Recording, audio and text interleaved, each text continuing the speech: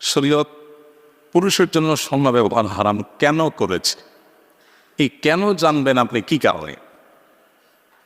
আল্লাহকে আপনি যদি হিসাবে মানেন, আল্লাহ সৃষ্টিকর্তা, আপনি সৃষ্টি, আল্লাহর নির্দেশ কেন করছেন এটা যদি আপনি বলেন, আপনার বস যদি আপনাকে বলে যে তুমি এই পানির বোতলটা ওকে দিয়ে আসো, আপনি যদি বলেন যে স্যার কেন দিয়ে আসবো, থাপ্পড় খাবেন না একটা? তুমি আমার দিনে কাজ করতেছো, তোমার বলছে দিয়ে আসতে, তুমি দিয়ে আসবা, এখন তুমি বলছো স্যার কেন দিয়ে আসবো?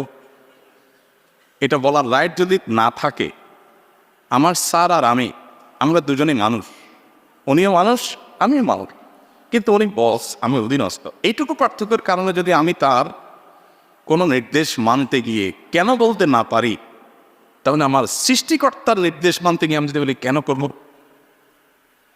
হ্যাঁ, কেউ জানার জন্য যদি কেন বলে যে আসলে আমি এটা রহস্যটা জানতে চাচ্ছি, আমি মানবো, আমি মানতে